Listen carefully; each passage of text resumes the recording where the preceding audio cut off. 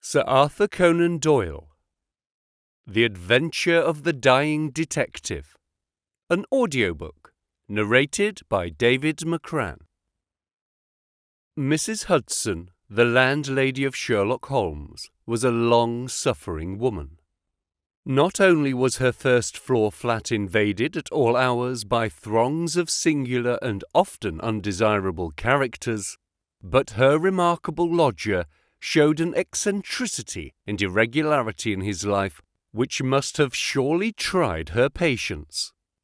His incredible untidiness, his addiction to music at strange hours, his occasional revolver practice within doors, his weird and often malodorous scientific experiments, and the atmosphere of violence and danger which hung around him, made him the very worst tenant in London. On the other hand, his payments were princely. I have no doubt that the house might have been purchased at the price which Holmes paid for his rooms during the years that I was with him. The landlady stood in the deepest awe of him, and never dared to interfere with him, however outrageous his proceedings might seem. She was fond of him too, for he had a remarkable gentleness and courtesy in his dealings with women. He disliked and distrusted the sex, but he was always a chivalrous opponent. Knowing how genuine was her regard for him, I listened earnestly to her story when she came to my rooms in the second year of my married life and told me of the sad condition to which my poor friend was reduced. "He's dying, Dr. Watson," said she. "For 3 days he has been sinking, and I doubt if he will last the day. He would not let me get a doctor.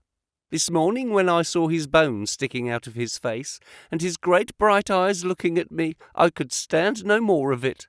With your leave or without it, Mr. Holmes, I am going for a doctor this very hour," said I. "Let it be Watson, then," said he. "I wouldn't waste an hour in coming to him, sir, or you might not see him alive." I was horrified, for I had heard nothing of his illness. I need not say that I rushed for my coat and hat. As we drove back, I asked for the details. "There is little I can tell you, sir. He has been working at a case down at Rotherhithe, in an alley near the river, and he has brought this illness back with him.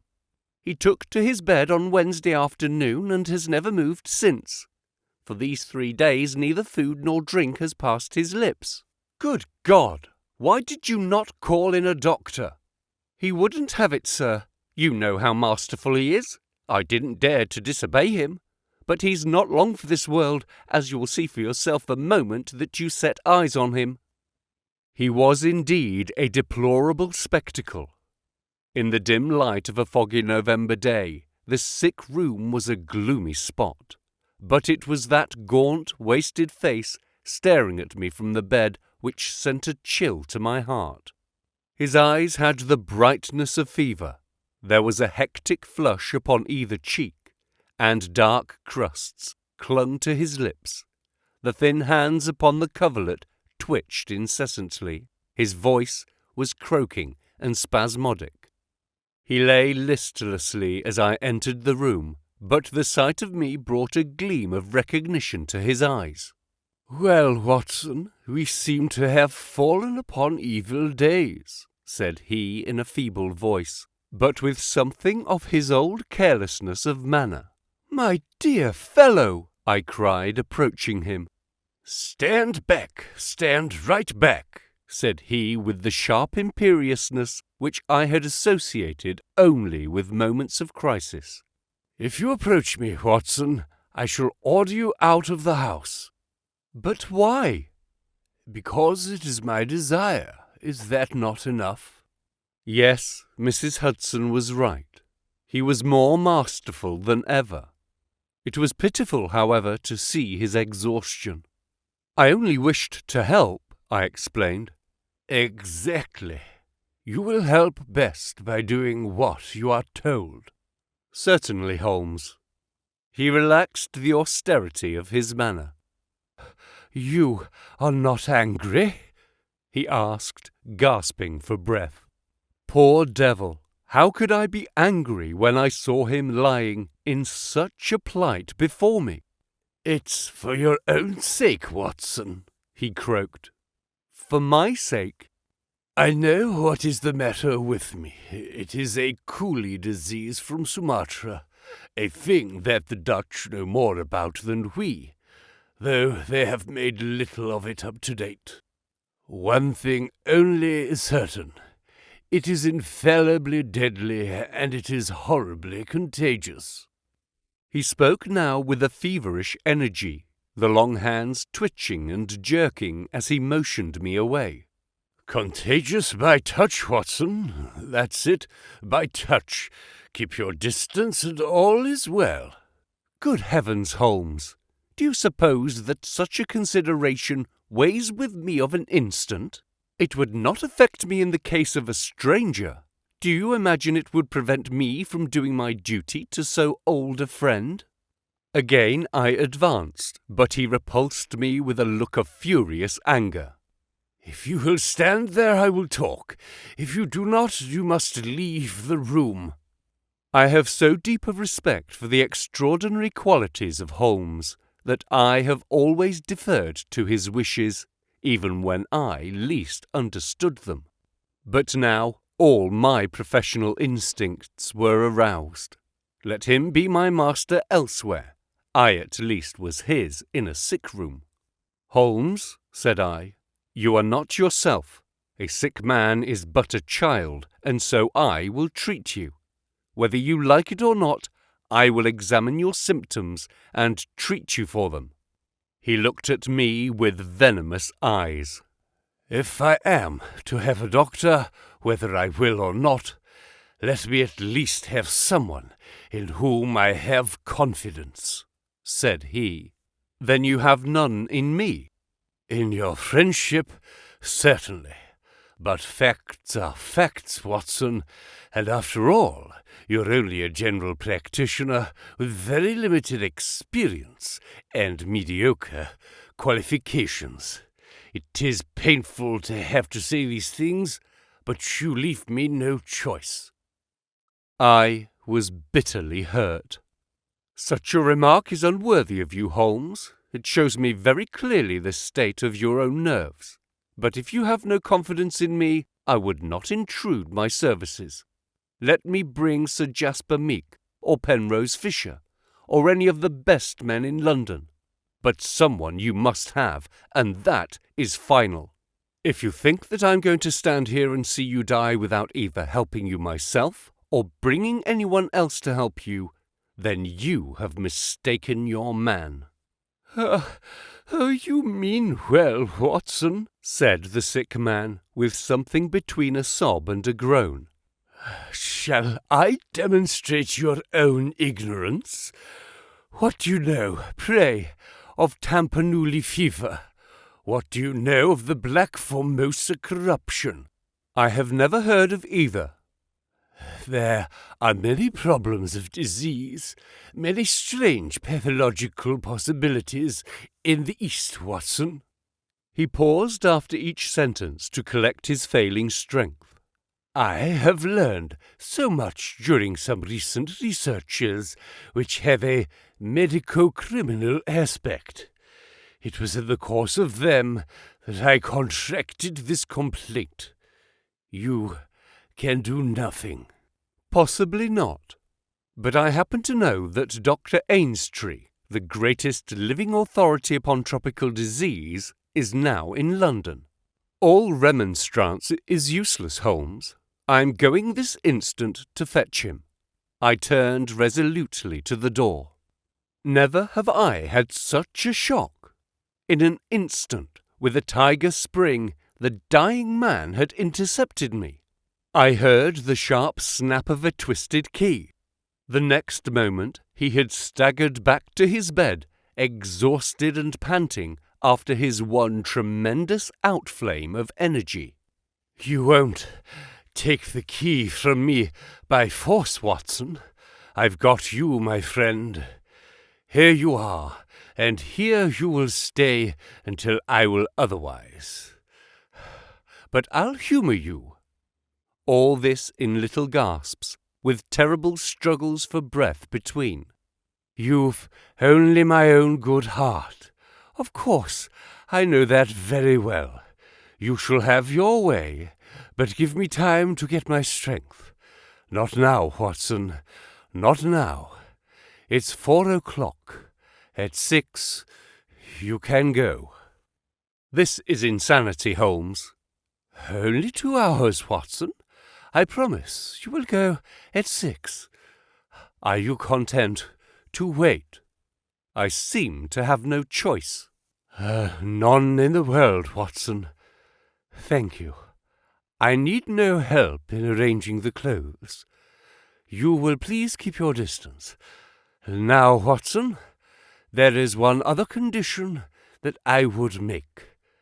You will seek help, not from the man you mention, but from the one that I choose." "By all means." "The first 3 sensible words that you have uttered since you entered this room, Watson. You will find some books over there. I am somewhat exhausted. I wonder how a battery feels when it pours electricity into a non-conductor. At 6, Watson, we resume our conversation." But it was destined to be resumed long before that hour, and in circumstances which gave me a shock hardly second to that caused by his spring to the door. I had stood for some minutes looking at the silent figure in the bed. His face was almost covered by the clothes, and he appeared to be asleep. Then, unable to settle down to reading, I walked slowly round the room, examining the pictures of celebrated criminals with which every wall was adorned. Finally, in my aimless perambulation, I came to the mantelpiece. A litter of pipes, tobacco pouches, syringes, penknives, revolver cartridges, and other debris was scattered over it. In the midst of these was a small black and white ivory box with a sliding lid. It was a neat little thing, and I had stretched out my hand to examine it more closely when it was a dreadful cry that he gave, a yell which might have been heard down the street. My skin went cold, and my hair bristled at the horrible scream. As I turned, I caught a glimpse of a convulsed face and frantic eyes. I stood paralyzed with the little box in my hand. "Put it down! Down this instant, Watson! This instant, I say!" His head sank back upon the pillow, and he gave a deep sigh of relief as I replaced the box upon the mantelpiece. "I hate to have my things touched, Watson. You know that I hate it. You fidget me beyond endurance. You, a doctor, you are enough to drive a patient into an asylum. Sit down, man, and let me have my rest." The incident left a most unpleasant impression upon my mind.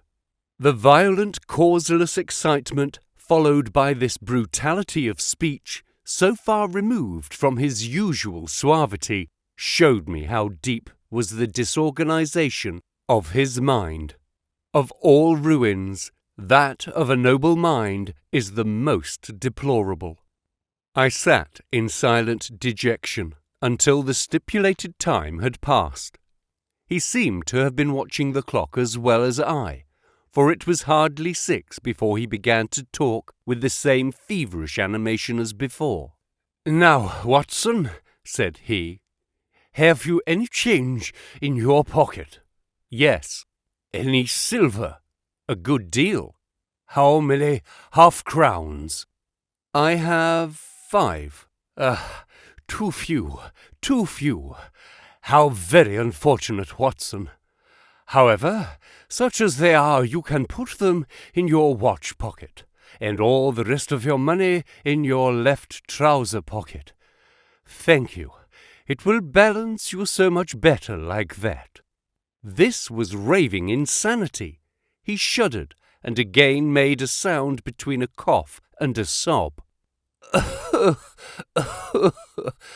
"You will now light the gas, Watson, but you will be very careful that not for one instant shall it be more than half on.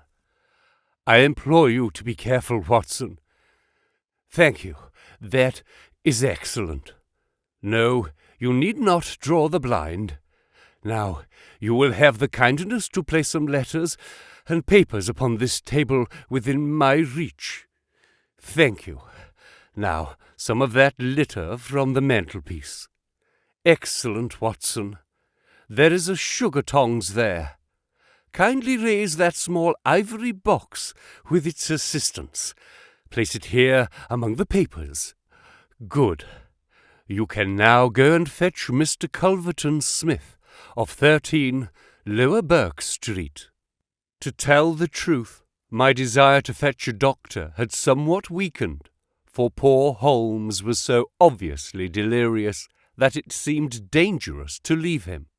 However, he was as eager now to consult the person named as he had been obstinate in refusing.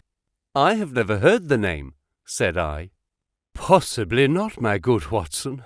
It may surprise you to know that the man upon earth who is best versed in this disease is not a medical man, but a planter. Mr. Culverton Smith is a well-known resident of Sumatra, now visiting London. An outbreak of the disease upon his plantation, which was distant from medical aid, caused him to study it himself with some rather far-reaching consequences. He is a very methodical person, and I did not desire you to start before 6, because I was well aware that you would not find him in his study. If you could persuade him to come here and give us the benefit of his unique experience of this disease, the investigation of which has been his dearest hobby, I cannot doubt that he could help me." I gave Holmes's remarks as a consecutive whole, and will not attempt to indicate how they were interrupted by gaspings for breath and those clutching of his hands which indicated the pain from which he was suffering. His appearance had changed for the worse during the few hours that I had been with him. Those hectic spots were more pronounced, the eyes shone more brightly out of darker hollows, and a cold sweat glimmered upon his brow. He still retained, however, the jaunty gallantry of his speech. To the last gasp, he would always be the master. "You will tell him exactly how you've left me," said he. "You will convey the very impression which is in your own mind. A dying man, a dying and delirious man. Indeed, I cannot think why the whole bed of the ocean is not one solid mass of oysters. So prolific the creatures seem. Ah, I'm wondering. Strange how the brain controls the brain. What was I saying, Watson? My directions for Mr. Culverton Smith. Ah, yes, I remember. My life depends upon it. Plead with him, Watson. There is no good feeling between us. His nephew, Watson, I had suspicions of foul play, and I allowed him to see it. The boy died horribly. He has a grudge against me. You will soften him, Watson. Beg him, pray him, get him here by any means. He can save me, only he. I will bring him in a cab, if I have to carry him down to it." "You will do nothing of the sort. You will persuade him to come, and then you will return in front of him. Make any excuse so as not to come with him. Don't forget, Watson, you won't fail me. You never did fail me. No doubt there are natural enemies which limit the increases of the creatures. You and I, Watson, we have done our part. Shall the world, then, be overrun by oysters? No, no, horrible. You'll convey all that is in your mind." I left him full of the image of this magnificent intellect, babbling like a foolish child. He handed me the key, and with a happy thought I took it with me, lest he should lock himself in. Mrs. Hudson was waiting, trembling and weeping in the passage. Behind me, as I passed from the flat, I heard Holmes's high, thin voice in some delirious chant. Below, as I stood whistling for a cab, a man came on me through the fog. "How is Mr. Holmes, sir?" he asked. It was an old acquaintance, Inspector Morton, of Scotland Yard, dressed in unofficial tweeds. "He is very ill," I answered. He looked at me in a most singular fashion. Had it not been too fiendish, I could have imagined that the gleam of the fanlight showed exultation in his face. "I heard some rumour of it," said he. The cab had driven up, and I left him. Lower Burke Street proved to be a line of fine houses lying in the vague borderland between Notting Hill and Kensington. The particular one at which my cabman pulled up had an air of smug and demure respectability in its old-fashioned iron railings, its massive folding door, and its shining brasswork. All was in keeping with a solemn butler who appeared framed in the pink radiance of a tinted electrical light behind him. "Yes, Mr. Culverton-Smith is in, Dr. Hudson. Very good, sir. I will take up your card." My humble name and title did not appear to impress Mr. Culverton-Smith. Through the half-open door I heard a high, petulant, penetrating voice. "Who is this person? What does he want? Dear me, Staples, how often have I said that I am not to be disturbed in my hours of study?" There came a gentle flow of soothing explanation from the butler. "Well, I won't see him, Staples. I can't have my work interrupted like this. I am not at home. Say so. Tell him to come in the morning if he really must see me." Again the gentle murmur. Well, give him that message. He can come in the morning, or he can stay away. My work must not be hindered." I thought of Holmes tossing upon his bed of sickness and counting the minutes, perhaps, until I could bring help to him. It was not a time to stand upon ceremony. His life depended upon my promptness. Before the apologetic butler had delivered his message, I had pushed past him and was in the room. With a shrill cry of anger, a man rose from a reclining chair beside the fire. I saw a great yellow face, coarse-grained and greasy, with heavy double chin and two sullen, menacing grey eyes, which glared at me from under tufted and sandy brows. A high bald head had a small velvet smoking cap poised coquettishly upon one side of its pink curve. The skull was of enormous capacity, and yet as I looked down, I saw to my amazement that the figure of the man was small and frail, twisted in the shoulders and back, like one who has suffered from rickets in his childhood.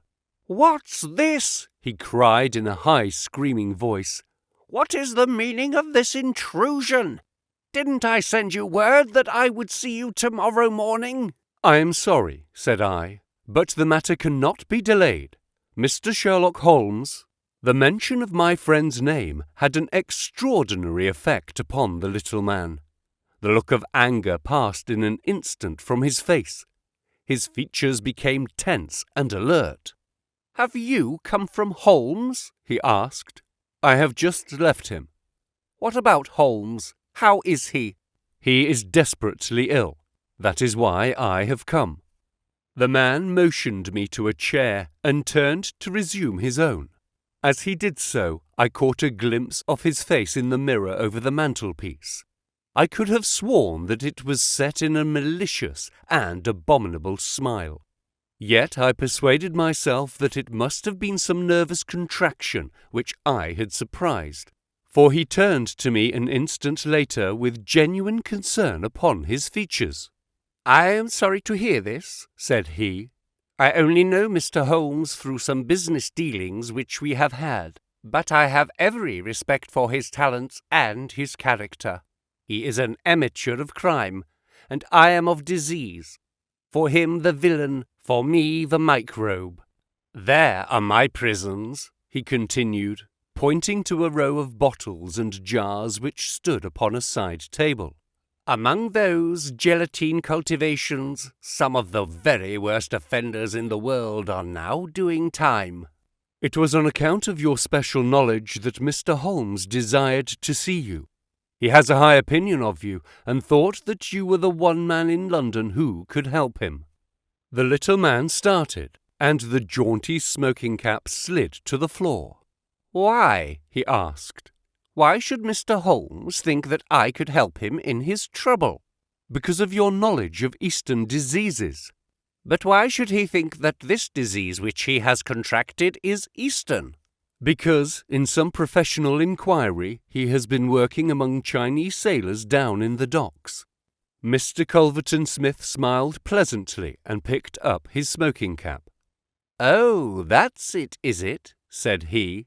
"I trust the matter is not so grave as you suppose.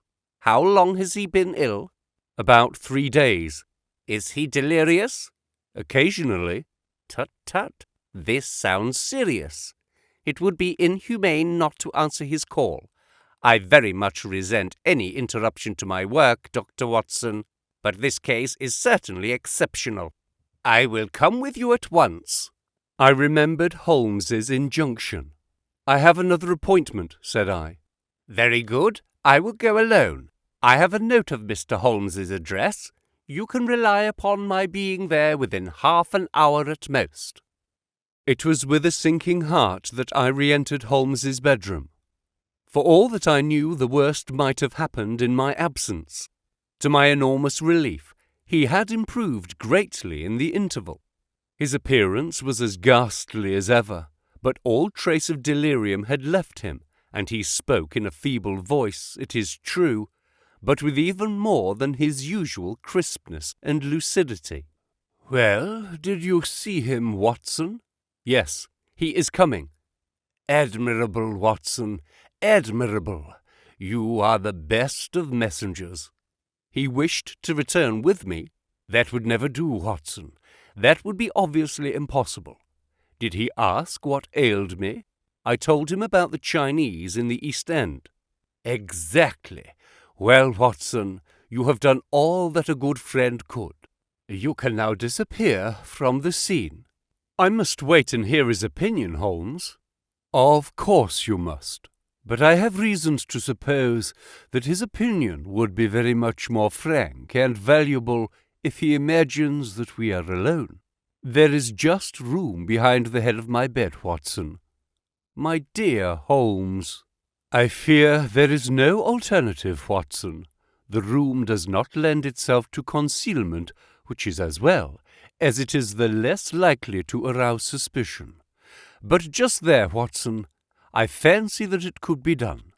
Suddenly he sat up with a rigid intentness upon his haggard face. "There are wheels, Watson. Quick, man, if you love me, and don't budge whatever happens. Whatever happens, do you hear? Don't speak, don't move, just listen with all your ears." Then, in an instant, his sudden access of strength departed, and his masterful, purposeful talk droned away into a low, vague murmurings of a semi-delirious man.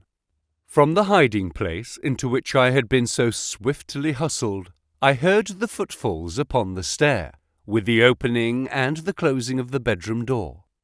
Then, to my surprise, there came a long silence, broken only by the heavy breathings and gaspings of the sick man. I could imagine that our visitor was standing by the bedside and looking down at the sufferer. At last, that strange hush was broken. "Holmes!" he cried. "Holmes!" in the insistent tone of one who awakens a sleeper. "Can't you hear me, Holmes?" There was a rustling, as if he had shaken the sick man roughly by the shoulder. "Is that you, Mr. Smith?" Holmes whispered. "I hardly dared hope that you would come." The other laughed. "Ha ha ha! I should imagine not," he said. "And yet, you see me, I am here. Coals of fire, Holmes, coals of fire." "It is very good of you, very noble of you. I appreciate your special knowledge." Our visitor sniggered.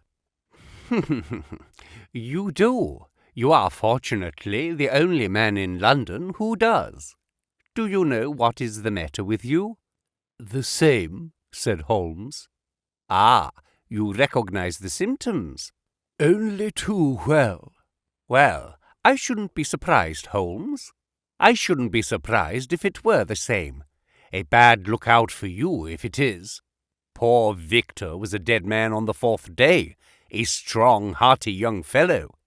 It was certainly, as you said, very surprising that he should have contracted an out-of-the-way Asiatic disease in the heart of London, a disease, too, of which I had made such a very special study. Singular coincidence, Holmes. Very smart of you to notice it, but rather uncharitable to suggest that it was cause and effect. I knew that you did it. Oh, you did you?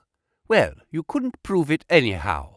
But what do you think of yourself, spreading reports about me like that, and then crawling to me for help the moment you are in trouble? What sort of game is that, eh? I heard the rasping, laboured breathing of the sick man.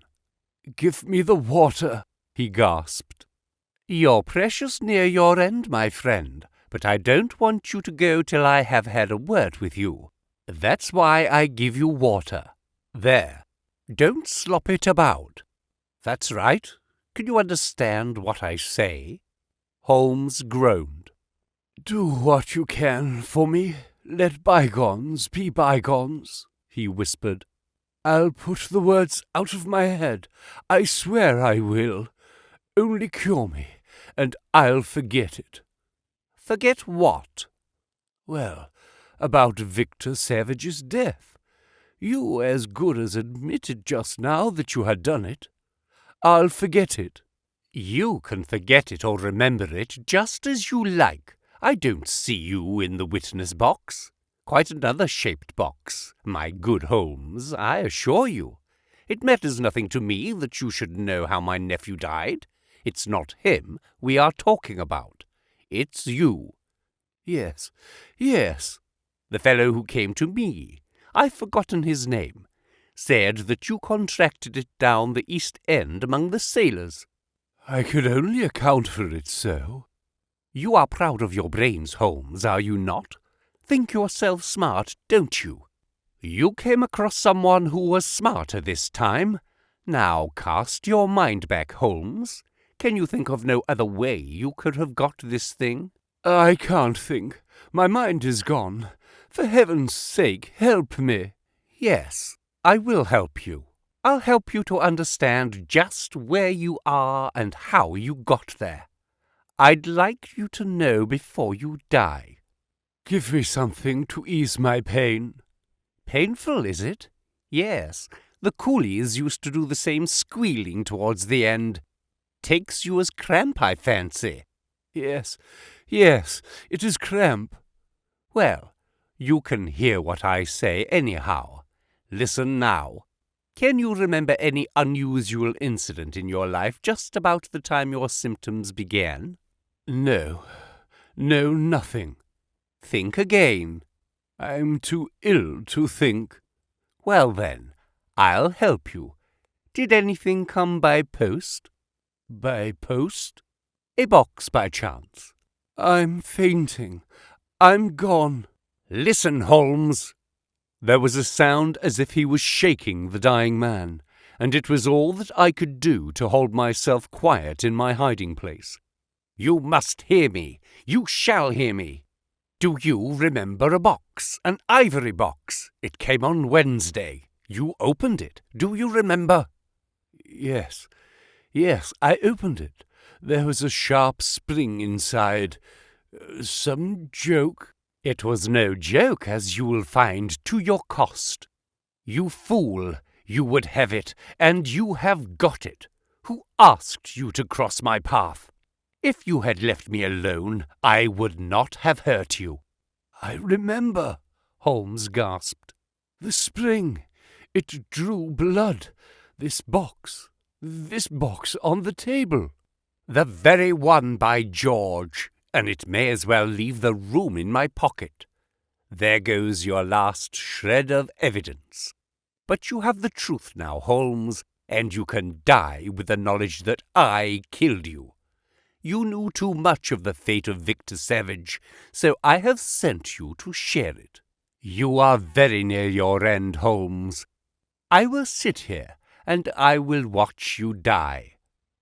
Holmes's voice had sunk to an almost inaudible whisper. "What is that?" said Smith. "Turn up the gas? Ah, the shadows begin to fall, do they?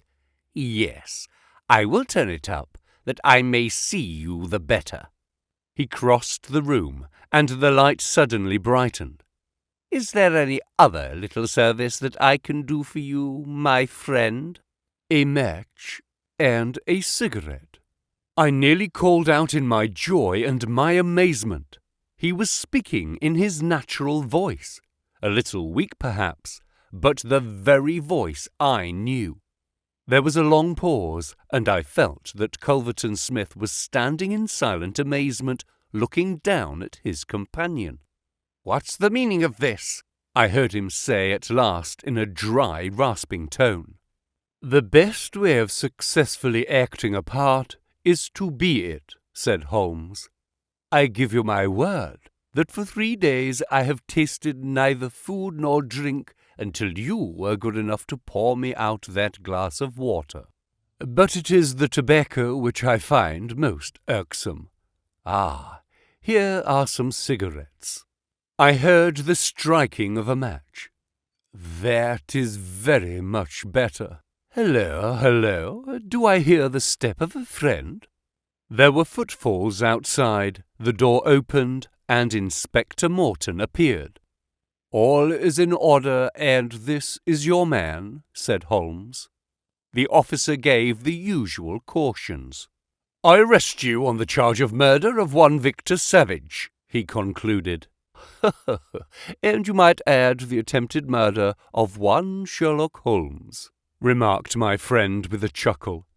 "To save an invalid trouble, Inspector, Mr. Culverton Smith was good enough to give our signal by turning up the gas. By the way, the prisoner has a small box in the right-hand pocket of his coat, which it would be as well to remove. Thank you. I would handle it gingerly if I were you. Put it down here. It may play its part in the trial." There was a sudden rush and a scuffle, followed by the clash of iron and a cry of pain. "You'll only get yourself hurt," said the inspector. "Stand still, will you?" There was the click of the closing handcuffs. "A nice trap!" cried the high, snarling voice. "It will bring you into the dock, Holmes, not me. He asked me to come here to cure him. I was sorry for him, and I came. Now he will pretend, no doubt, that I have said anything which he may invent which will corroborate his insane suspicions. You can lie as you like, Holmes. My word is always as good as yours." "Good heavens!" cried Holmes. "I had totally forgotten him.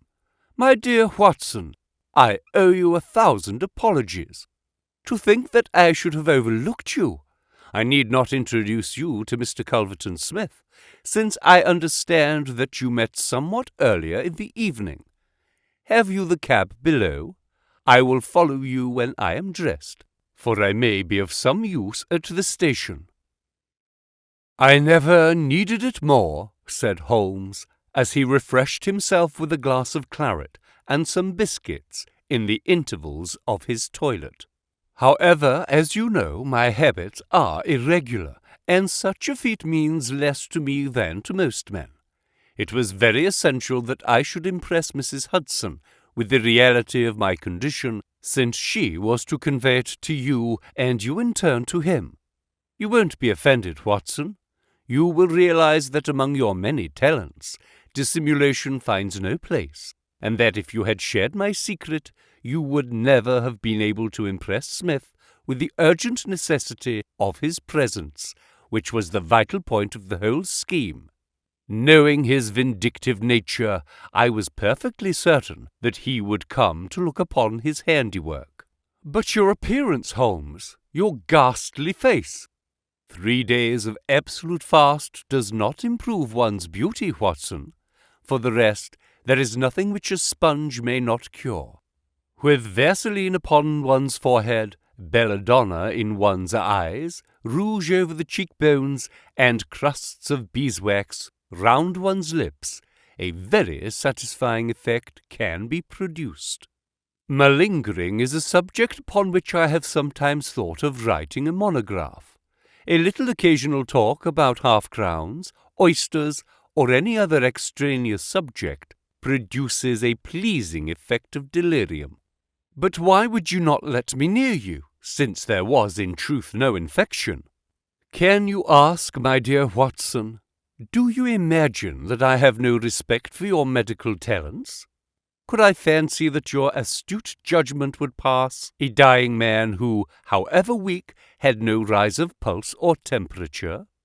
At 4 yards I could deceive you. If I failed to do so, who would bring my Smith within my grasp? No, Watson, I would not touch that box. You can just see, if you look at it sideways, where the sharp spring like a viper's tooth emerges as you open it. I dare say it was by some such device that poor Savage, who stood between this monster and a reversion, was done to death.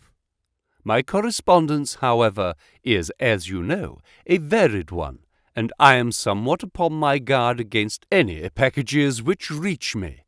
It was clear to me, however, that by pretending that he had really succeeded in his design, I might surprise a confession. That pretense I have carried out with the thoroughness of the true artist.